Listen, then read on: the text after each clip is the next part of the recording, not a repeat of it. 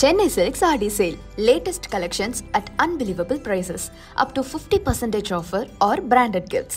T Nagar, Velachery, Krompet and Thiruvallur. Ananya's Nana Nani Homes, a paradise for senior citizens, Coimbatore. GT Holidays, South India's #1 travel brand. You know you are special when you're with GT Holidays. Central கவர்மெண்ட்டோட finance ministry plus state கவர்மெண்ட்டோட finance ministers எல்லாம் வந்து ஒன்றா கூடி பேசி முடிவு எடுப்பாங்க. அதுதான் ஜிஎஸ்டி கவுன்சிலு. ஸோ அங்கே தான் வந்து நீங்கள் முறையிடணும், ஜிஎஸ்டி எங்ககிட்ட இல்லையே அப்படின்னு சொன்னாங்க. இப்போது ஜிஎஸ்டி கவுன்சிலில் எதையுமே பேசலை. ஜிஎஸ்டி கவுன்சிலில் இருக்கிற எந்த ஒரு ஃபைனான்ஸ் மினிஸ்டருக்கும் இந்த விஷயம் ஒன்றுமே தெரியாது. ஆனால் பிரைம் மினிஸ்டர் டைரெக்டாக அனௌன்ஸ் பண்ணுறாரு, நாங்கள் வந்து ஜிஎஸ்டியை குறைப்போம் அப்படின்னு சொல்லிட்டு. அவங்க ரியாக்ட் பண்ணுவாங்கன்றது தான் மீன் பண்ணுறாங்க. கவுன்சில் தான் முடிவு பண்ணணும். கவுன்சில் முடிவு பண்ணதுக்கு அப்புறம் தான் அதை ஒரு பிரைம் மினிஸ்டர் அனௌன்ஸ் பண்ண தவிர பிரைம் மினிஸ்டர் அனௌன்ஸ் பண்ணிவிட்டு அப்புறம் கவுன்சில் முடிவு பண்ணோம் அப்படிங்கிறது வந்து இல்லை, மேபி ப்ராசஸில் இருக்கும் இல்லையா, அதனால ஒரு கான்ஃபிடென்ட்டில் இதை நாங்கள் பண்ணுறதுக்கு தயாராகிட்டோம். ஒரு கேள்வி என்ன வருதுன்னா, உண்மையிலேயே ஜிஎஸ்டி கவுன்சிலுக்கு பவர் இருக்கா, இல்லை எல்லாமே பிரைம் மினிஸ்டர் ஆஃபீஸ் தான் இங்கே டிசைட் பண்ணுறாங்களா அப்படிங்கிற கேள்வியை தான் எதிர்கட்சிகள் இப்போ வைக்கிறாங்க. சரியாக செஞ்சாரா தப்பாக செஞ்சாரான்றது அப்பாற்பட்ட விஷயம். குறைக்கிறது நமக்கு சந்தோஷம். அண்ட் அதனால் என்னெல்லாம் பெனிஃபிட்ஸ் இருக்குது, யாருக்கெல்லாம் அது பெனிஃபிட்ஸாக மாறும்ன்றது பார்க்க. ஃபஸ்ட்டு வந்து பிரைம் மினிஸ்டர் எதையுமே தெளிவாக சொல்லணும். கார்பனேட்டட் ட்ரிங்க்ஸ் பாவப்பட்ட செயல் 45% டேக்ஸு, சிகரெட்டு பாவப்பட்ட செயல் அதுக்கு 45% டேக்ஸு. இதெல்லாம் விட ஒரு மிகப்பெரிய பாவப்பட்ட செயல் ஒன்று இருக்குது, அது வந்து நீங்கள் கார் வச்சுருக்கிறது, அதுக்கு வந்து 50% டேக்ஸ். இப்போ வந்திருக்கிற செய்தி என்னென்னா, அந்த பாவப்பட்ட விஷயங்களுக்கு நீங்கள் சொன்ன மாதிரி சார் 28% இருக்கிறத வந்து ஆட்டோமேட்டிக்காக 18க்குள்ளே கொண்டு வந்துடுவாங்க அப்படின்னு. அப்போ 18 இருந்ததெல்லாம் திரும்ப அந்த 12க்கு போகும். இல்லை, 12 இருக்கிறது 18லேயே தான் இருக்கும். இது ரேஷனலைசேஷன். அதாவது இப்போ 4 ஸ்லாப்ன்றத 2 ஸ்லாபாக குறைக்கலாம். அதாவதுங்க, 1 country 1 tax அப்படிங்கிறது தான் வந்து ஒரு உலகம் முழுக்க இருக்கிற ஜிஎஸ்டியினுடைய நடைமுறை. 8 வருஷம் கழிச்சு தான் இப்போ இருக்கிற ஸ்லாபே வந்து குறைக்கிறாங்க. இது வந்து ஒரே ஸ்லாபுக்கு வரணும் அப்படின்றது வந்து ஒரு இது வந்து எத்தனை ஆண்டு காலம் ஆகும் அப்படின்றது வந்து அது வந்து அறுதிட்டு சொல்ல முடியாது. ஏன்னா இது எல்லாமே வந்து பொலிட்டிக்கல் கேம். ஒரு அரசியல் தலைமை நினைச்சால் நாளைக்கே கூட அவங்க பண்ணலாம். இல்லை, மற்ற வெளிநாடுகளை பொறுத்த வரைக்கும் இப்போ நடக்க இருக்கிற இந்த விஷயங்கள் நம்மளை பொறுத்த வரைக்கும் இப்போ பிரச்சனை வந்து அமெரிக்கா கிட்ட மட்டும்தான் இருக்குது. ஆனால் நம்முடைய ஏற்றுமதியினுடைய பெரும்பான்மையான ஏற்றுமதி வந்து அமெரிக்காவுக்கு தான் போகுது. அல்லது அமெரிக்கா பிரச்சனை ஒரு பெரிய பிரச்சனை தான். கலாட்டா நேயர்களுக்கு வணக்கம். நான் சரவண ராம்குமார். இன்னைக்கு நம்மோட பிஆர் சுந்தர் சார் இருக்கார். அவர்கிட்ட தான் பேசுகிறதா இருக்கும். பேசுவோம். வணக்கம் சார். வணக்கம் சார். அண்மையில் நம்ம சுதந்திர தின விழா உரையின் சமயத்தில் பிரதமர் நிறைய விஷயங்களை பேசியிருந்தார். குறிப்பிட்டு பார்க்குறது அப்படின்றது, நம்ம இந்த ஜிஎஸ்டியில் நிறைய மாற்றங்களை நாங்கள் கொண்டு வரோம், வரக்கூடிய தீபாவளி இரட்டிப்பு மகிழ்ச்சியாக இருக்கும் அப்படின்றத பேசியிருந்தார். அதை தாண்டியும் ஆர்எஸ்எஸ் குறித்தும் அவர் நிறைய விஷயங்களெல்லாம் பேசியிருந்தார். முதல்ல அந்த உரை குறித்து உங்களுடைய பார்வை என்னவா இருக்குது? பொதுவாக வந்து ஒரு prime minister independence day speech கொடுக்கும்போது அவர் ஒரு கட்சியினுடைய தலைவராக அதை கொடுக்கக்கூடாது, ஒரு நாட்டினுடைய பிரதமராக தான் அதை கொடுக்கணும். அந்த நாட்டினுடைய பிரதமராக கொடுக்கணும் அப்படின்போது ஒரு சில விஷயங்கள், அவர் ஆர்எஸ்எஸ் பற்றி பேசினது, ஆர்எஸ்எஸ்ஸுக்கும் அரசாங்கத்துக்கும் எந்த சம்மந்தமும் கிடையாது. முதல்ல இவங்க கட்சியே வந்து பிஜேபி கட்சின்னு ஆட்சியில் இருக்குது. ஆர்எஸ்எஸ்ன்றது அது ஒரு தனிப்பட்ட இயக்கம்.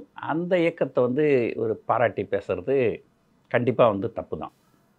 அதே போல் பல சமயங்களில் பொதுமக்களும் சரி எதிர்கட்சியினரும் சரி, இந்த ஜிஎஸ்டி ரொம்ப அதிகமாக இருக்குது, இதுக்கு நீங்கள் குறைக்கக்கூடாதா? ஒரு உதாரணத்துக்கு பார்த்திங்கன்னா, மெடிக்கல் இன்சூரன்ஸுக்கெலாம் வந்து 18% ஜிஎஸ்டி போட்டாங்க, இதெல்லாம் ரொம்ப ஜாஸ்தியாக இருக்குது, இதெல்லாம் நீங்கள் குறைக்கக்கூடாதா அப்படின்னு கேட்டப்போ என்ன சொன்னாங்க, எங்கள் ஜிஎஸ்டியோடைய ரேட் வந்து எங்ககிட்ட இல்லை, அது ஜிஎஸ்டி கவுன்சில்னு ஒன்று தனியாக இருக்குது, அதில் ஒரு ஃபைனான்ஸ் மினிஸ்டரும் மற்ற மாநிலங்களுடைய ஃபைனான்ஸ் மினிஸ்டர்ஸும். ஸோ சென்ட்ரல் கவர்மெண்ட்டோட ஃபைனான்ஸ் மினிஸ்ட்ரி ப்ளஸ் ஸ்டேட் கவர்மெண்ட்டோட ஃபைனான்ஸ் மினிஸ்டர்ஸ் எல்லாம் வந்து ஒன்றா கூடி பேசி முடிவு எடுப்பாங்க. அதுதான் ஜிஎஸ்டி கவுன்சிலு. ஸோ அங்கே தான் வந்து நீங்கள் முறையிடணும், ஜிஎஸ்டி எங்ககிட்ட இல்லையே அப்படின்னு சொன்னாங்க. இப்போது ஜிஎஸ்டி கவுன்சிலில் எதையுமே பேசலை. ஜிஎஸ்டி கவுன்சிலில் இருக்கிற எந்த ஒரு ஃபைனான்ஸ் மினிஸ்டருக்கும் இந்த விஷயம் ஒன்றுமே தெரியாது. ஆனால் பிரைம் மினிஸ்டர் டைரெக்டாக அனௌன்ஸ் பண்ணுறாரு, நாங்கள் வந்து ஜிஎஸ்டியை குறைப்போம் அப்படின்னு சொல்லிட்டு. பட் அது கவுன்சில் பேஸ் பண்ணி தான் அந்த ஒரு முடிவு அவங்க ரியாக்ட் பண்ணுவாங்கன்றது தான் மீன் பண்ணுறாரு சார். அதாவதுங்க இது எப்படின்னா கவுன்சில் தான் முடிவு பண்ணணும். கவுன்சில் முடிவு பண்ணதுக்கு அப்புறம் தான் அதை ஒரு பிரைம் மினிஸ்டர் அனௌன்ஸ் பண்ணணுமே தவிர பிரைம் மினிஸ்டர் அனௌன்ஸ் பண்ணிவிட்டு அப்புறம் கவுன்சில் முடிவு பண்ணோம் அப்படிங்கிறது வந்து இல்லை மேபி ப்ராசஸில் இருக்கும் இல்லையா, அதனால ஒரு கான்ஃபிடென்ட்டில் இதை நாங்கள் பண்ணுறதுக்கு தயாராகிட்டோம் அப்படி சொல்ல முடியாது. அப்படி இருந்திருந்தால் அதுவும் நமக்கு வந்திருக்கணும் இல்லையா. ஏன்னா ஒரு தடவையும் ஜிஎஸ்டி கவுன்சில் மீட் பண்ணும்போது அது முடிஞ்சதுக்கப்புறம் அது என்ன டிஸ்கஸ் பண்ணாங்க, எதுக்கு ஜிஎஸ்டி ஏற்றினாங்க, எதுக்கு ஜிஎஸ்டி இறக்குனாங்க, யார் என்ன டிமாண்ட் கொடுத்தாங்கன்றது அங்கே நியூஸ் வருது. ஸோ அந்த மாதிரி வந்த செய்திகளில் எதுவுமே வந்து ஜிஎஸ்டி குறைக்கிறது 28% 18% குறைக்க போகிறோம் அப்படின்லாம் இது வரைக்கும் வரல. குறிப்பாக வந்து ஜிஎஸ்டி கவுன்சிலில் வந்து ஒரு மத்திய அரசாங்கத்தில் ஆளுகின்ற கட்சியினுடைய மாநில அமைச்சர்கள் மட்டும் இல்லை, எதிர்கட்சிகளை சேர்ந்தவங்களும் இருப்பாங்க. ஸோ அங்கே ஏதாவது பேசியிருந்தாங்கன்னா அது கண்டிப்பாக யார் மூலமாவது நமக்கு செய்தி வந்திருக்கும். அந்த மாதிரி எதுவும் வரல. அப்போது ஒரு கேள்வி என்ன வருதுன்னா, உண்மையிலேயே ஜிஎஸ்டி கவுன்சிலுக்கு பவர் இருக்கா, இல்லை எல்லாமே பிரைம் மினிஸ்டர் ஆஃபீஸ் தான் இங்கே டிசைட் பண்ணுறாங்களா அப்படிங்கிற கேள்வியை தான் எதிர்கட்சிகள் இப்போ வைக்கிறாங்க. ஸோ எதிர்கட்சிகள் காலகாலமாக சொல்கிறது எல்லாமே என்னென்னா, இங்கே வந்து ஃபைனான்ஸ் மினிஸ்ட்ரிக்கோ அல்லது மற்ற எந்த மினிஸ்ட்ரிக்கோ இங்கே எதுவுமே பவர் இல்லை, எல்லாமே வந்து பிரைம் மினிஸ்டர் ஆஃபீஸில் தான் டிசைட் பண்ணுறாங்க அப்படின்றாங்க. ஸோ அது வந்து இது வந்து அது ஒரு எடுத்துக்காட்டாக இருக்குது அப்படின்னு தான் சொல்லணும். ஆனால் அவர் சரியாக செஞ்சாரா தப்பாக செஞ்சாரான்றது அப்பாற்பட்ட விஷயம். குறைக்கிறது நமக்கு சந்தோஷம். அதுதான் சார். இப்போது அந்த அளவில் நம்ம பார்க்கும்போது என்ன நிறைய பேருடைய எக்ஸ்பெக்டேஷன் இருந்தது, நிறைய பேர் அதை எக்ஸ்பெக்ட் பண்ணி காத்திருந்த ஒரு விஷயம் நடக்குது அப்படிங்கும்போது அது நல்லது அப்படின்னு. அண்ட் அதனால் என்னெல்லாம் பெனிஃபிட்ஸ் இருக்குது, யாருக்கெல்லாம் அது பெனிஃபிட்ஸாக மாறுன்றது பார்க்குறீங்க? ஃபஸ்ட்டு வந்து பிரைம் மினிஸ்டர் எதையுமே தெளிவாக சொல்லலை. ஓகே, ஜிஎஸ்டி குறைக்கிறதுக்கு முயற்சி பண்ணுறோம் அப்படின்னு தான் சொன்னார். ஒரு 4-5 ஸ்லாப் இருக்கிறது, நாங்கள் 2-3 ஸ்லாப்பாக குறைப்போம் அந்த மாதிரிலாம் சொல்லியிருந்தார். ஆனால் அதுக்கு அப்புறம் அந்த செய்திகள் எல்லாமே என்ன சொல்கிறாங்கன்னா, ஜிஎஸ்டி வந்து இப்போ பார்த்திங்கன்னா 5, 12, 18, 28 4 இருக்குது. இதில் இந்த 28ம் 12ம் வந்து அபாலிஷ் பண்ணிவிடுவாங்க. ஓகே, 28ல் இருக்கிறது வந்து பெரும்பாலும் எல்லாமே வந்து 18க்கு வந்துடும். 12ல் இருக்கிறது எல்லாமே வந்து 5% வந்துடும். அப்போ பார்த்திங்கன்னா இதுக்கு மேலே வந்து 5, 18 அப்படிங்கிற 2 ஜிஎஸ்டி மட்டும்தான் இருக்கும் அப்படிங்கிற மாதிரி சொல்கிறாங்க. இது வந்து ஒன்று. இன்னொன்று பார்த்திங்கன்னா 1 country 1 tax அப்படின்னு சொல்லுவாங்க ஜிஎஸ்டி. ஒரு உதாரணத்துக்கு துபாய் போனீங்கன்னா 5% வேட்டுன்னு சொல்லுவாங்க அங்கே, அதுதான் ஜிஎஸ்டி. எந்த பொருள் வாங்கினாலுமே 5% டேக்ஸ், அவ்வளோதான். 5க்கு மேலேயும் கிடையாது, 5க்கு கீழவும் கிடையாது. எல்லாத்துக்குமே எக்ஸெப்ஷன். ஆமாம், ஏதாவது ஒரு பேசிக் நெசசிட்டிஸு, அரிசி, உப்பு மிளகா அந்த மாதிரி இது என்ன 0ன்னு வச்சுருப்பாங்க. அதை தவிர்த்து ஜிஎஸ்டின்னு வந்தால் எல்லாத்துக்குமே யூனிஃபார்மாக வந்து 5% தான். அதே போல் சிங்கப்பூர் போனீங்கன்னா எல்லாமே 9%. ஆனால் இங்கே வந்து நமக்கு 0 இருக்குது, 5 இருக்குது, 12 இருக்குது, 18 இருக்குது, 28 இருக்குது. சரி, இதெல்லாம் கூட பரவாயில்ல. அதுக்கப்புறம் 28 ப்ளஸ்ன்னு ஒன்று இருக்குது. அது என்னென்னா சின் கூட்ஸ் அப்படின்னு சொல்லுவாங்க. அதாவது வந்து பாவம். நீங்கள் சிகரெட் பிடிக்கிறீங்க, ஸோ அதை நீங்கள் ஒரு பாவம் பண்ணுறீங்க. சிகரெட் பிடிக்கிறது உடம்புக்கு நல்லது கிடையாது, ஆனால் நீங்கள் சிகரெட் பிடிக்கிறீங்க, அதை நீங்கள் பாவம் பண்ணுறீங்க. அதுக்காக வந்து சிகரெட் வந்து ஒரு சின் கூட்ஸ் அப்படின்னு சொல்லுவாங்க, பாவப்பட்ட பொருட்கள். அதுக்கு வந்து 28 + 17 45%. அதே போல் இந்த கோக்கு, பெப்சி அதெல்லாம் இருக்குது இல்லைங்களா, அந்த கார்போனேட்டட் ட்ரிங்க்ஸ்னு சொல்லுவாங்க. அதெல்லாம் உங்களுக்கு உடம்புக்கு நல்லது கிடையாது. ஏன்னா ஒரு ஒரு ஒரு கேன் கோக்கில் கிட்டத்தட்ட 7 ஸ்பூன் அளவுக்கு சுகர் இருக்குது அப்படின்றாங்க. அது அதிகமான சுகர் உடம்புக்கு நல்லதில்லை. அது வந்து ஒரு பாவப்பட்ட பொருள். அதுக்கும் ஜிஎஸ்டி வந்து 28 + 17. இது 2 வந்து உண்மையிலேயே பாவப்பட்ட விஷயங்கள் தான். கார்பனேட்டட் ட்ரிங்க்ஸ் பாவப்பட்ட செயல் 45% டேக்ஸு. சிகரெட்டு பாவப்பட்ட செயல், அதுக்கு 45% டேக்ஸு. இதெல்லாம் விட ஒரு மிகப்பெரிய பாவப்பட்ட செயல் ஒன்று இருக்குது. அது வந்து நீங்கள் கார் வச்சுருக்கிறது, இந்த ஸ்போர்ட்ஸ் யூட்டிலிட்டி வெஹிக்கிள் அப்படின்னு சொல்லுவாங்க. இந்தியாவில் வந்து பெரும்பாலும் அதை தான் விரும்பி வாங்குகிறாங்க. சாதாரண கார் வந்து ஆங்கிலத்தில் செடான் அப்படின்னு சொல்லுவாங்க. இது ஆனால் கொஞ்சம் உயரமாக இருக்கிறது வந்து ஸ்போர்ட்ஸ் யூட்டிலிட்டி வெஹிக்கிள். நம்ம நாட்டு சூழ்நிலையில் பார்த்திங்கன்னா ரோட்டில் ஏகப்பட்ட மேடு பள்ளம் இருக்கும். சாதாரண கார்னால் அந்த கிளியரிங் ஹைட்டுன்னு சொல்லுவாங்க, அது கொஞ்சம் குறவாக இருக்கும், அது கொஞ்சம் இடிக்கும். அதனால் பெரும்பாலும் எல்லாருமே வந்து இந்த ஸ்போர்ட்ஸ் யூட்டிலிட்டி வெஹிக்கிள் அதான் விரும்பி வாங்குகிறாங்க. உடனே அதுக்கு வந்து மாபெரும் பாவம் அப்படின்னு சொல்லிட்டு அதுக்கு வந்து 50% டேக்ஸ், அதாவது 28% ஜிஎஸ்டி ப்ளஸ் 22% செஸ் அப்படின்னு சொல்லுவாங்க. ஸோ சேர்த்து 50%. இப்போ வந்திருக்கிற செய்தி என்னென்னா, அந்த பாவப்பட்ட விஷயங்களுக்கு டேக்ஸ் வந்து அதிகபட்சமாக 40% இருக்கும். ஏற்கனவே 45 இருக்குது, 50 இருக்குது, அது எல்லாமே வந்து 40%. அது யூனிஃபார்மாக 40. ஓகே அப்படின்னு சில செய்திகள்லாம் வந்துருக்குது. இது எல்லாமே வந்து அன்கன்ஃபர்ம்டு ரிப்போர்ட்ஸ் தான். இது எதையுமே வந்து பிரைம் மினிஸ்டர் பேசலை, இது எல்லாமே வந்து செய்திகள் வந்துருக்குது. இது அன்கன்ஃபர்ம்டு ரிப்போர்ட். செப்டம்பர் மாதம்தான் வந்து ஜிஎஸ்டி கவுன்சில் திரும்ப கூட போகுது. ஸோ அந்த கூட்டத்தில் அவங்க பேசி வந்து ஒரு முடிவு எடுக்கணும். இப்போ சார் இந்த ப்ராசஸில் இப்போ நிறைய பேர் வரவேற்றிருக்காங்க. அப்படிங்கும்போது நீங்கள் சொன்ன மாதிரி இவ்வளோ கிளாஸிஃபிகேஷன்ஸ் இருக்குது, இது இவங்களுக்கு தான் பெனிஃபிட்டாக போய் சேரப்போகுது அப்படின்றது ஓரளவுக்கு புரிஞ்சுக்க முடியுது. அப்போ நடுத்தர மக்களுக்கு வந்து இது பயனுள்ளதாக இருக்குமா இருக்காதா? ஏன்னா நிறைய பேர் அப்படி இருக்கும் அப்படின்றதையும் நம்புகிறாங்க. இருக்குமா இருக்காதா? கண்டிப்பாக கிடையாது அப்படின்னு சொல்லலாம். ஸோ எதனால் கிடையாதுன்னு சொல்கிறோம் பாருங்கள். உங்களுக்கு ஏற்கனவே சொன்ன மாதிரி 5, 12, 18, 28 தான் ஹையஸ்ட்டு. அப்போ 28 தான் ஹையஸ்ட்டுனாக்கா அந்த 28 எந்த மாதிரி பொருட்களுக்கு இருக்குன்னா ஒரு லக்ஸுரி கூட்ஸ் கொடுக்கும். ஸோ அதாவது ஏசி வாங்குறீங்க, ஃப்ரிட்ஜு வாங்குறீங்க, வாஷிங் மிஷின் வாங்குறீங்க, இதெல்லாம் லக்ஸுரி கூட்ஸில் வரும். இது எல்லாமே வந்து 28% இருக்கும். இப்போ அந்த 28% 18%ன்னு குறைக்கிறாங்க. கண்டிப்பாக அது வந்து வரவேற்க வேண்டிய விஷயம், அது பாராட்ட வேண்டிய விஷயம், அதில் எந்த டவுட்டுமே கிடையாது. அந்த காலத்தில் சொல்லுவாங்க, அதாவது வைரமுத்து ஒரு தடவை சொன்னார், நம்ம வரி எப்படி நம்ம வாங்கணுன்னாக்கா ஒரு மலர்லேருந்து ஒரு தேனி மலருக்கே வலிக்காமல் எப்படி அந்த தேனை எடுக்குதோ அந்த மாதிரி இருக்கணும் வரி. கரும்பு ஜூஸ் எடுப்பாங்க பார்த்தீங்களா, கரும்பு வந்து இல்லாத ஒரு மிஷினில் போட்டு புழிஞ்சு அந்த மாதிரிலாம் வந்து டேக்ஸ் இருக்கக்கூடாது. அதில் வந்து ஒரு குறைவான டேக்ஸு அப்படின்றது தான் நல்லது எப்பவுமே. ஒரு உதாரணத்துக்கு சொல்கிறேன் பாருங்கள். ஒரு 30% வரி இருக்குதுன்னு வச்சோம். இப்போ வந்து 50% வரி எதுக்கு? இப்போது ஸ்போர்ட்ஸ் யூட்டிலிட்டி வெஹிக்கிளுக்கு ஒரு 100 ரூபான்னு வச்சுங்களேன், ஒரு பொருள் 50 ரூபாய் வந்து ஜிஎஸ்டி வந்துடுது. ஆனால் 2 கார் தான் விற்கும். 2 கார் விற்றதுன்னா 250 100 ரூபா தான் உங்களுக்கு ஜிஎஸ்டி கிடைக்கும். அதே அந்த ஜிஎஸ்டி 50 ரூபான்றதை 25 ரூபா அப்படின்னு குறைச்சாங்கன்னா கண்டிப்பாக 2 கார் விற்காது, 4 கார் 5 கார் 6 கார் விற்கும். அப்போது 25 ரூபான்னு வாங்கினாலே 6 கார் விற்றதுன்னா அவங்களுக்கு 150 ரூபா கிடைக்கும். ஆனால் 50 ரூபான்னு சொன்னாங்கன்னா 2 கார் தான் விற்கும், 100 ரூபா தான் கிடைக்கும். ஸோ இந்த குறைவான டேக்ஸ் வைக்கிறதுனால வந்து ஆக்சுவலாக கவர்மெண்ட்டுக்கு லாஸ் கிடையாது, ஆக்சுவலாக கவர்மெண்ட்டுக்கு பெனிஃபிட். கவர்மெண்ட்டுக்கு நிறைய காசு கிடைக்கும். அப்போ நிறைய பேர் கார் வாங்கினாக்கா அந்த நிறைய பேர் பெட்ரோல் போட்டாகணுமா? அங்கே ஏகப்பட்ட டேக்ஸ் வாங்கிடுறீங்களா? இல்லை, அது நம்ம பேசுவோம் சார். ஏன்னா அந்த பெட்ரோல் பற்றியும் நிறைய பேர் பேசிட்டு இருக்கும்போது இது கரெக்டு தான், பட் இதையும் கன்சிடர் பண்ணலாமேன்னு சொல்கிறாங்க. இப்போ நீங்கள் சொன்ன மாதிரி சார் 28% இருக்கிறத வந்து ஆட்டோமேட்டிக்காக 18க்குள்ளே கொண்டு வந்துடுவாங்க அப்படின்னு. அப்போ 18 இருந்ததெல்லாம் திரும்ப அந்த 12க்கு போகும். இல்லை, 12 இருக்கிறது 18லேயே தான் இருக்கும். 18ல அதில் மாறுதல் இருக்காது.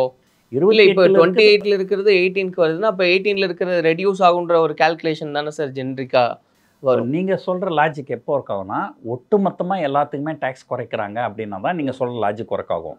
அப்போ 28 18 ஆகும், 18 12 ஆகும், 12 5 ஆகும், 5 வந்து 0 ஆகும்ன்ட்டு. ஓகே. ஸோ இப்போ அவங்க அதை பண்ண போகிறதில்ல. இது ரேஷனலைசேஷன். அதாவது இப்போ 4 ஸ்லாப்ன்றதை 2 ஸ்லாபாக குறைக்கலாம் அப்படின்னும் போது அப்போ 28 வந்து 18 வரும், 12 வந்து 5க்கு போகும், அதுக்கப்புறம் 5% ஒன்று 18% ஒன்று, அவ்வளோதான். அப்போ 12லேருந்து 5க்கு போகிறது அப்படின்றதும் நடுத்தர வர்க்கத்தில் இருக்கிறவங்களுக்கு அது ஒரு பெனிஃபிட்டாக மாறும் இல்லையா? ஆமாம், இருக்கலாம். அதில் சிலதை வந்து 12லேருந்து 18 கொண்டு போகிறாங்களா? ஓ, அது ஓகே, அது இன்னும் கிளியாரிட்டி இல்லை. இப்போதைக்கு நம்ம வந்திருக்கிற செய்தி என்னென்னா 2 ஸ்லாப், ஒன்று 5%, ஒன்று 18%. ஓகேங்களா? இப்போ அடுத்த கேள்வி வந்து இந்த லக்ஸுரி கூட்ஸ்லாம் வந்து 28லேருந்து 18 குறைச்சது நல்ல விஷயம்தான்னு சொன்னாலுமே, ஆனால் அதை லக்ஸுரி பொருட்கள் வாங்குறவங்களுக்கு மட்டும்தான் அது பயன்பட போகுது. போன தடவை பட்ஜெட்லேயே 7 லட்ச ரூபாய் வரைக்கும் இன்கம் டேக்ஸ் இல்லை அப்படின்னு இருந்தது. அது 12 லட்ச ரூபாய் வரைக்கும் இன்கம் டேக்ஸ் கிடையாது அப்படின்னு மாற்றி அமைச்சாங்க. அது வரவேற்று சிலர் பேசினாங்க. பட் அதுக்கு எதிராக பேசினவங்க என்ன சொன்னாங்க, இந்த நடவடிக்கை அதாவது 7 லட்சத்துலேருந்து 12 லட்சம் வரைக்கும் உயர்த்துறது வந்து யாருக்கு பயன்பெறும்னா 7 லட்ச ரூபாய்க்கு மேலே சம்பளமும் 12 லட்ச ரூபாய் குறைவாகவும் சம்பளமும் வாங்குறவங்களுக்கு மட்டும்தான் அது பயன்படும். அந்த கேட்டகரிக்கு மட்டும் அந்த கேட்டகரியில் நிறைய பேர் கிடையாது. ஓகே. ஆனால் இதே ஒரு பெட்ரோல் விலையை ஒரு 5 ரூபாயோ 10 ரூபாயோ குறைச்சிருந்தால் அக்ராஸ் த போர்டு எல்லாருக்குமே அது பயனுள்ளதாக வந்திருக்கும். ஈவன் ஒரு நடுத்தர மக்கள் கூட வந்து ஒரு சிறிய காய்கறி வியாபாரி கூட அவங்க இதை ஒரு குட்டி யானைன்ட்டு கோயம்பேடு போய் காய்கறி வாங்கி அந்த குட்டி யானைன்ற வண்டியில் வச்சு வராங்க. ஸோ இந்த டிரான்ஸ்போர்ட்டுன்றது வந்து எல்லாருக்குமே பயன்படுது. 2 வீலரு, ஒரு மொப்படு, ஸ்கூட்டி அந்த மாதிரி வச்சுக்கிறவங்களும் பெட்ரோல் பயன்படுத்துகிறாங்க. ஸோ அந்த 7லேருந்து 12 வரைக்கும் கொண்டு போனதுக்கு பதில் பெட்ரோல் விலையை கொஞ்சம் குறைச்சிருக்கலாம். ஸோ இப்போவும் வந்து பொருளாதார வல்லுநர்கள்லாம் அதை தான் சொல்கிறாங்க. நீங்கள் 28% வந்து 18% குறைச்சது கண்டிப்பாக வரவேற்கிறோம், அது இல்லைன்னு சொல்லலை. ஆனால் அது வந்து லக்ஸுரி கூட்ஸில் இருக்கிறவங்களுக்கு தான் பெனிஃபிட் ஆகும். இதே நேரத்தில் கூடவே நீங்கள் பெட்ரோல் விலையும் கொஞ்சம் குறைச்சிருந்தால், டீசல் விலையும் கொஞ்சம் குறைச்சிருந்தால் அது வந்து அக்ராஸ் த போர்டு வந்து எல்லாருக்குமே ஒரு பயனுள்ளதாக இருந்திருக்கும் அப்படின்றது தான் பொதுமக்கள் கருத்தாக இருக்குது. இப்போ நீங்கள் சொன்ன மாதிரி சார், இப்போது இன்னும் அது என்னன்றது அந்த கவுன்சில் முடிவு பண்ணதுக்கப்புறம் தான் எப்படி அந்த ஸ்லாப் வேரி ஆகுதுன்னு.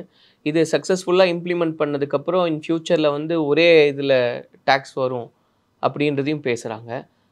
அப்படி ஒரு டைம் நம்ம அச்சீவ் பண்ணுறதுக்கு உங்களுடைய ஒப்பீனியனில் எவ்வளோ காலம் எடுத்துக்கும்?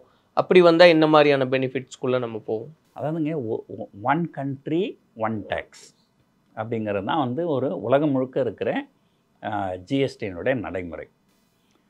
அது வந்து இந்த ஒரு இதுக்கே வந்து கிட்டத்தட்ட 4-5 வருஷம் ஆயிடுச்சு. ஜிஎஸ்டி வந்து 2017 வந்து ஏறக்குறைய 8 வருஷம் ஆயிடுச்சு. 8 வருஷம் கழிச்சு தான் இப்போ இருக்கிற ஸ்லாபே வந்து குறைக்கிறாங்க. இது வந்து ஒரே ஸ்லாபுக்கு வரணும் அப்படின்றது வந்து ஒரு காங்கிரஸ் கட்சி என்ன சொல்கிறாங்க, நாங்கள் ஆட்சிக்கு வந்தால் நாங்கள் ஒரே ஸ்லாப் கொண்டு வருவோம் அப்படின்னு சொல்கிறாங்க. இது வந்து எத்தனை ஆண்டு காலம் ஆகும் அப்படின்றது வந்து அதை வந்து அறுதிட்டு சொல்ல முடியாது. ஏன்னா இது எல்லாமே வந்து பொலிட்டிக்கல் கேம். ஓகே. ஒரு அரசியல் தலைமை நினச்சால் நாளைக்கே கூட அவங்க பண்ணலாம், அது ஒரு பெரிய விஷயம் கிடையாது. அதுக்குண்டான பொலிட்டிக்கல் வில் இங்கே இருக்கா அப்படின்றது மட்டும்தான் இப்போ கேள்வி. ஸோ அப்போ வந்து இப்போ இது இம்ப்ளிமெண்ட் ஆயிடுச்சுன்னா அதை ஒட்டி அடுத்த ப்ராசஸ் அப்படின்னு ஒரு டைம் பீரியட் நம்மளால சொல்ல முடியாதா? கண்டிப்பாக சொல்ல முடியாது. இது வந்து பாலிசி மேக்கிங் பாலிசி தான் கண்டிப்பாக. ஓகே. பட் உங்களுடைய வியூவில் சார், நிறைய பேரோட எக்ஸ்பெக்டேஷன் அதுவாக இருக்கிறனால நீங்கள் சொன்னது இது அதை பற்றி பேசுறதுக்கு முன்னாடி நிறைய பேர் வேறு கணக்குகள்லாம் பேசுகிறாங்க. இப்போ இது வந்து ஒரு ஆதாயத்துக்காக வந்து அவங்க இனிஷியேட் பண்ணுறாங்க, மேபி எலெக்ஷன்ஸை இது பண்ணி அதுக்காக இப்படியான ஒரு ஸ்டாண்ட் எடுக்கிறாங்கன்ற கமெண்ட்ஸ் எல்லாம் இருக்குது. ஸோ அதில் உங்களுடைய வியூ எப்படி இருக்குது சார்? அதாவதுங்க, எலெக்ஷனுக்காக ஒருத்தர் பண்ணுறாங்கன்னா எலெக்ஷன் எப்பவுமே தான் வந்துருக்கும். ஒரு பாராளுமன்றத்துக்கு 5 வருஷத்துக்கு ஒரு தடவை எலெக்ஷன் வரும். ஒவ்வொரு வருஷமும் ஏதோ ஒரு மாநிலத்தில் எலெக்ஷன் வரும். பாராளுமன்றத்துக்கு இடைத்தேர்தல் வரும். ஸோ இது பாராளுமன்றத்துக்காக இதை செஞ்சாங்களா அல்லது ஸ்டேட் எலெக்ஷனுக்காக இதை செஞ்சாங்களான்னு கேட்டிங்கன்னா அதுக்கு வாய்ப்பு இல்லை. அதுக்கு எலெக்ஷனுக்கும் இதுக்கும் சம்மந்தம் இல்லை. பட்டு சிலர் என்ன சொல்கிறாங்க அப்படின்னா, 2019 பிஜேபி 2வது முறையாக ஆட்சிக்கு வந்தாங்க. அப்போ வந்த உடனே முதல் முறை ஆட்சிக்கு வந்தப்போ அருண்ஜேட்லி அவர் தான் வந்து ஃபைனான்ஸ் மினிஸ்டராக இருந்தார். 2019 அவருக்கு உடல்நிலை சரியில்லை. ஸோ நான் வந்து ஃபைனான்ஸ் மினிஸ்டர் போஸ்ட் வேண்டாம் அப்படின்னு சொல்லிட்டாரு. அப்போ வந்து 2019 நிர்மலா சீதாராமனுக்கு ஃபைனான்ஸ் மினிஸ்டர் போஸ்ட் கொடுத்தாங்க. அவங்க வந்து கொஞ்ச நாட்கள்லேயே வந்து ஒரு வெளிநாட்டு முதலீட்டாளர்களுக்கு நான் டேக்ஸ் போட போகிறேன் அப்படின்ற மாதிரி ஒன்று சொல்லி விட்டுட்டாங்க. இதனால் வெளிநாட்டு முதலீட்டாளர்கள் கடுமையான அதிருப்தி வந்து தொடர்ந்து இந்தியாவில் பங்குகளை விற்க ஆரம்பித்தாங்க. அப்போது ஒரு காலகட்டத்தில் இது என்ன பண்ணுறதுன்னு தெரில இவங்களுக்கு. இந்த மாதிரி தொடர்ந்து வெளிநாட்டு முதலீட்டாளர்கள் பங்குகளை விற்றுட்டு வெளியே போயினாங்கன்னா நம்முடைய பொருளாதாரமே ஒரு மிகப்பெரிய வீழ்ச்சி அடையக்கூடிய வாய்ப்பு நிறைய இருக்குது. அதனால தான் ஒரு நாள் என்ன பண்ணாங்க, திடீர்னு ஒரு மீட்டிங் வச்சு, ஒரு ப்ரெஸ் மீட் வச்சு, நாங்கள் வந்து ஃபாரின் போர்ட்ஃபோலியோ இன்வெஸ்டர்ஸ் சொல்லுவாங்க எஃப்ஐஏக்கு நாங்கள் டேக்ஸ் எதுவும் போடலை அப்படின்னு அனௌன்ஸ் பண்ணிவிட்டு, அது இல்லாமல் அப்போ கார்ப்பரேட் டேக்ஸ் 30% இருந்தது. அந்த 30% நாங்கள் 22% குறைக்கிறோம் அப்படின்னு ஒரே ஷாட்டில் இது பண்ணிட்டாங்க. ஸோ கிட்டத்தட்ட 2 நாட்களில் பங்குச்சந்தைகள் கிட்டத்தட்ட 10% விலை ஏறுச்சு சராசரியாக. ஸோ அப்போ எல்லோரும் என்ன சொன்னாங்க, இவங்க வந்து ஒரு வெளிநாட்டு முதலீட்டாளர்களுடைய ப்ரெஷருக்கு பயந்து தான் இவங்க பண்ணாங்க அப்படின்னு ஒரு இருந்தது. அதே போல் இப்போ பார்த்தீங்கன்னா இப்போ அப்படி ஒரு ப்ரெஷர் இருக்கா சார்? கண்டிப்பாக இருக்குது. ஏன்னா இதுவரைக்கும் இந்திய பங்குச்சந்தை வரலாற்றிலேயே இல்லாத அளவுக்கு கடந்த அக்டோபர் மாதத்துலேருந்து இப்போ வரைக்கும் வெளிநாட்டு முதலீட்டாளர்கள் கிட்டத்தட்ட $50 பில்லியன், கிட்டத்தட்ட 4 லட்சம் கோடி அப்படிங்கிற அளவுக்கு பங்குகளை விற்றுருக்குறாங்க. இது வந்து ஒன்று. இது வரைக்கும் இந்திய வரலாற்றில் இவ்வளவு அதிகமாக இவங்க செல் பண்ணது கிடையாது. இது நம்பர் 1. 2வது, உலகத்திலே இருக்கிற மிகப்பெரிய நாடு அமெரிக்கா இந்தியாவுக்கு எதிராக நிற்கிறாங்க, கடுமையாக நிற்கிறாங்க. அதனோட ரிஃப்ளெக்ஷன் தானே. ஏன்னா கடந்த காலத்தில் நம்ம பார்த்தோம், ட்ரம்ப் நம்ம டேக்ஸ் பற்றி என்ன பேசினார். ட்ரம்ப் வந்து உலகத்தில் இருக்கிற எல்லா நாட்டுக்கும் அந்த டேரிஃப் கொண்டு வந்திருக்கிறாரு. ஆனால் ஆக அதிகபட்சமாக 50% வரி வந்து இந்தியாவுக்கு எதிராக தான் போட்டிருக்கிறார். இப்போது நேற்று கூட செய்தியில் படிச்சிருப்பீங்க, இந்த நெகோசியேஷன் இன்னமும் போயின்னு இருக்கு. அதுக்கு ஆகஸ்ட் 25ஆம் தேதி இந்தியாவோட நெகோஷியேட் பண்ணுறதுக்காக அமெரிக்க குழு இங்கே வர்றதுக்கு இருந்தது. நேற்று வந்து அதை கேன்சல் பண்ணிட்டாங்க. அப்போ என்னென்னா ஏதோ ஒரு சில உடன்படிக்கைகள் அங்கே எட்டலை. ஸோ இப்போ ஒரு பக்கம் வெளிநாட்டு முதலீட்டாளர்கள் தொடர்ந்து பங்குகளை விற்றுக்கினா வராங்க. அடுத்தது அமெரிக்கா நமக்கு எதிராக நிற்கிறாங்க. அப்படி இருக்கும்போது இந்திய பொருளாதாரம் ஒரு மிக மோசமான நிலையை நோக்கி போகிறதுக்கு உண்டான வாய்ப்புகள் நிறைய இருக்குது. இதை தான் வந்து ஒரு அமெரிக்கன் பிரசிடெண்ட்டே ஒரு தடவை சொல்கிறாரு, Indian economy is a dead economy அப்படின்னு சொல்கிறாரு.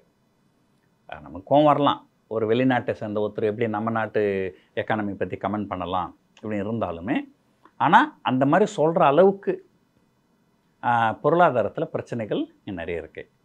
ஸோ ஒரு நல்ல அரசாங்கம் எப்படி இருக்கும் அப்படின்னாக்கா, அரசாங்கத்துக்கிட்ட காசு குறைவாக தான் இருக்கும், பொதுமக்கள்கிட்ட காசு நிறைய இருக்கணும்.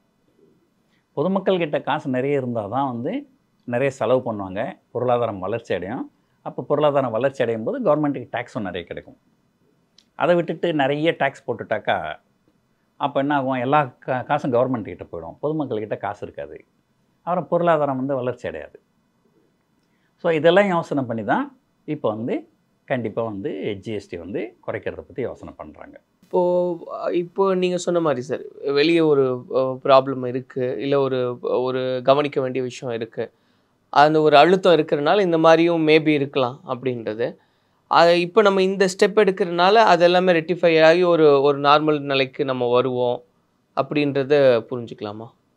அது வந்து ட்ரம்ப் கிட்ட தான் கேட்கணும். ஓகே, இந்த ட்ரம்ப் கிட்ட இருக்கிற பிரச்சனைன்னு தெரில, அது பஞ்சாயத்து தனியாக ஓடின்னு இருக்கு. இல்லை மற்ற வெளிநாடுகளை பொறுத்த வரைக்கும் இப்போ நடக்க இருக்கிற இந்த இல்லை, நம்மளை பொறுத்த வரைக்கும் இப்போ பிரச்சனை வந்து அமெரிக்கா கிட்ட மட்டும்தான் இருக்கு. மற்ற நாடுகளுக்கும் நமக்கும் எந்த பிரச்சனையும் கிடையாது. இருக்கிற பிரச்சனை அமெரிக்காவுக்கும் நமக்கும் மட்டும்தான். ஆனால் நம்முடைய ஏற்றுமதியினுடைய பெரும்பான்மையான ஏற்றுமதி வந்து அமெரிக்காவுக்கு தான் போகுது. அல்லது அமெரிக்கா பிரச்சனை ஒரு பெரிய பிரச்சனை தான். ஸோ அதாவது என்னென்னா, ஒரு பிரச்சனை இருக்குது, அந்த பிரச்சனைனால டேமேஜ் அதிகமாக இருக்கக்கூடாது. இது வந்து ஒரு டேமேஜ் கண்ட்ரோல் அப்படின்னு சொல்லலாம். டேமேஜே இல்லாமல் போகுமானா வாய்ப்பு இல்லை, குறைஞ்சபட்சம் இந்த டேமேஜ் வந்து குறைக்கலாம். ஸோ இப்போ இந்த ஜிஎஸ்டி குறைக்கிறது வந்து அந்த டேமேஜை குறைக்கும். டேமேஜே இல்லாமல் பார்த்துக்குமா அப்படின்னா அது இன்னும் கொஞ்சம் பொறுத்து இருந்து தான் பார்க்கணும். Okay, right. அண்ட் ஃபைனலாக சார், இல்லை இப்போ பர்டிகுலராக யாருக்கு பெனிஃபிட் அப்படின்னு பார்க்கும்போது, இப்போ 28 to 18க்கு வருது அப்படின்னா, இப்போ கார், பைக் அந்த மாதிரி யாருக்கெல்லாம் அது பெனிஃபிட்டாக போகும்? இன்கேஸ் அந்த 12 to 5 வந்ததுன்னா அது யாருக்கெல்லாம் பெனிஃபிட்டாக போகுன்றது அந்த பொருட்களாக கூட நம்ம சிலது சொன்னால் சரியாக இருக்கும். இல்லை, பொதுவாக வந்து நீங்கள் ஒரு இது எடுத்திங்கன்னா லக்ஸுரி கூட்ஸ் எல்லாமே வந்து 28ல் இருக்கும். ஓகே, அந்த லக்ஸுரி கூட்ஸ் எல்லாமே வந்து 18க்கு வந்துடும். கரெக்டுங்களா? ஸோ இப்போ லக்ஸுரி கூட்ஸ் வாங்குறவங்களுக்கு இது கண்டிப்பாக பெனிஃபிட். ஒரு கார் வாங்கலாம்னு நினச்சிங்கன்னா கொஞ்சம் வெயிட் பண்ணலாம், ஒரு 2 மாதம் கழிச்சு கார் வாங்கலாம். கார் விலையெல்லாம் வந்து இன்றைக்கி கூட பங்குச்சந்தைகள் பார்த்திங்கன்னா அதிகபட்சமாக விலை ஏற்றம் கண்ட பங்குகள் பார்த்திங்கன்னா ஆட்டோமொபைல் தான். நம்முடைய பங்குச்சந்தைகள் இதுவரைக்கும் இந்திய பங்குச்சந்தை வரலாற்றிலே இல்லாத அளவுக்கு ஒட்டுமொத்த உலக பங்குச்சந்தைகளும் நல்ல மேல் நோக்கி இருக்கும்போது நம்ம கீழ் நோக்கி இருக்கிறோம். இது வந்து கிட்டத்தட்ட ஒரு 25% அண்டர் பர்ஃபார்மன்ஸில் இருக்கிறோம். இது வரைக்கும் இந்திய பங்குச்சந்தை அந்த மாதிரி இருந்தது கிடையாது. அப்படி இருக்கும்போது பங்குச்சந்தைகள் ரொம்ப மோசமாக இருக்குது. ஆனால் இருந்தாலும் பார்த்தீங்கன்னா மஹிந்திரா அண்ட் மஹிந்திரா, மாருதி, இந்த மாதிரி அசோக் லேலண்டு, இந்த மாதிரியான ஆட்டோமொபைல் சம்மந்தப்பட்ட நிறுவனங்கள்லாம் இன்றைக்கி வந்து கிட்டத்தட்ட ஆல் டைம் ஹையில் இருக்குது. ஸோ கிட்டத்தட்ட ஆட்டோ இண்டெக்ஸே கிட்டத்தட்ட 4.5% இன்றைக்கி ஏற்றம் கண்டு இருக்குது. ஸோ அதனால் இது வந்து ஒரு டேமேஜ் வந்து கண்ட்ரோல் பண்ணும். டேமேஜ் ஃபுல்லாக தீராது. லக்ஸுரி கூட்ஸ்னால் உங்களுக்கு car, refrigerator, washing machine, so இந்த மாதிரி பொருட்கள் அதுக்கெல்லாம் வந்து ஒரு 28%. அது அடுத்த கேள்வி, லக்ஸுரினா என்ன அப்படின்றது வேறு விஷயம். எனக்கு கண்ணு சரியாக தெரில, கடைக்கு போய் கண்ணாடி வாங்கலான்ட்டு போனேன். அதில் பார்த்தா 28% ஜிஎஸ்டி போட்டுது. என்னம்மா இது 28% ஜிஎஸ்டினா? சார் இது லக்ஸுரி சார், கண்ணு தேராதவன் கண்ணாடி போட்டால் அது கூட லக்ஸுரியா? அதுக்கு 28%. பட் ஆல்ரெடி ஒரு கேட்டகரைஸ் பண்ணியிருக்காங்கல்ல சார், அதெல்லாம் ரெடியூஸ் ஆகிரும், அப்படி புரிஞ்சுக்கலாம். அதான் அது அப்போ கண்ணாடி விலையும் சேர்ந்து குறைய போகும். ஆமாம், கண்ணாடி விலையும் 18க்கு வந்துடும், 28லேருந்து 18க்கு வந்துடும். பட் இருந்தாலும் அந்த ஒரு கண்ணு தேராதவன் கண்ணாடி போடுறது வந்து லக்ஸுரி அப்படின்னு கொண்டு போகிறது வந்து அது சரியாக தப்புன்றது அது அப்பாற்பட்ட விஷயம். ஆனால் இந்த மாதிரி லக்ஸுரி கூட்ஸ் எல்லாமே வந்து இதாகிடும். 18ங்கிறது பெரும்பாலும் அப்படி ஸ்டேபிளாக இதுவாக இருக்குது. எல்லா இதுக்குமே 18 இருக்கும். கொஞ்சம் அதாவது இது கொஞ்சம் அவசியமானது அப்படின்றதெல்லாம் வந்து ஒரு 12ல் இருக்கும். ஓகே. ஸோ அதெல்லாம் வந்து 5க்கு கொண்டு போகலாம். இப்போ நீங்கள் அரிசி வாங்குறீங்க, உளுத்தம்பருப்பு வாங்குறீங்க, பேக்கேஜ்டு ஃபுட்ஸ் வாங்குறீங்க, அதெல்லாம் இப்போ ஒரு பிஸ்கெட் இருக்குது, பிஸ்கெட்டு 12% இருக்கும், அது வந்து 5% ஆகும். ஸோ எசென்ஷியல் கூட்ஸு ரொம்ப எசென்ஷியலாக இருக்கிறது 5%ல் இருக்கும், எசென்ஷியலாக இருக்கிறது 12 இருக்கும், நார்மலாக இருக்கிறது 18 இருக்கும், லக்ஸுரி 28ல் இருக்கும். அப்போ அந்த லக்ஸுரியும் நார்மலுக்கும் வந்துடும். இப்போது இந்த கொஞ்சமாக எசென்ஷியல் இருக்கிறது ரொம்ப எசென்ஷியல் என்ற அளவுக்கு போகிறதுக்கு வாய்ப்புகள் இருக்குது. இப்போ கிட்டத்தட்ட நம்ம மேலோட்டமாக புரிஞ்சுக்கணும்னா எல்லா தரப்புக்குமே அது ஒரு கம்ஃபர்டபுளாக தான் இருக்கும். கண்டிப்பாக நீங்கள் ஜிஎஸ்டி குறைக்கும் போது அது வந்து பயன்படுத்துகிற எல்லாருக்குமே வந்து கண்டிப்பாக அது பயன் இருக்க தான் செய்யும். யாரோ ஒருத்தர் வந்து இப்போ ஒரு உதாரணத்துக்கு சொல்லணும், இது வரைக்கும் நீங்கள் வந்து நீங்கள் லக்ஸுரி கூட்ஸே வாங்கினது கிடையாது, ரொம்ப அடிப்படையில் இருக்கிற 5%ம் ஒரு நார்மலாக இருக்கிற 18% மட்டும்தான் யூஸ் பண்ணுறீங்கன்னா நாளைக்கு உங்களுக்கு எந்த வித சேஞ்சும் இருக்காது. ஏன்னா 5 தான் இருக்கும், 18 தான் இருக்கும், உங்களுக்கு அது தாக்கம் இருக்காது. ஆனால் நான் ஒரு கார் வாங்கணும்னு ஆசைப்பட்டா 28 தர வேண்டியதுல 18 வாங்கிக்கலான்றது பெனிஃபிட் தானே சார்? அது ரைட், அதான் சொல்கிறேன். நீங்கள் வந்து எந்த கேட்டகரி இருக்கிறீங்க, நீங்கள் லக்ஸுரி பொருட்களை அதிகமாக பயன்படுத்துகிற ஆளாக இருந்தீங்கன்னா உங்களுக்கு 28 வந்து 18 ஆகுது. ஓகே, அந்த ஒரு ஆல்ரெடி இருந்து வழக்கப்பட்டவங்களுக்கு அது பெனிஃபிட்டாக மாறும். ஆமாம். ஸோ என்ன நடக்குது அப்படின்னு பொறுத்திருந்து பார்ப்போம் சார். அதை தொடர்ந்து நம்ம நிறைய விஷயங்களை பேசலாம். நன்றி. Chennai Silk Saree Sale. Latest collections at unbelievable prices. Up to 50% offer or branded gifts. T Nagar, Velachery, Krompet and Thiruvallur. Ananya's Nana Nani Homes, a paradise for senior citizens, Coimbatore. GT Holidays, South India's #1 travel brand. You know you are special when you're with GT Holidays.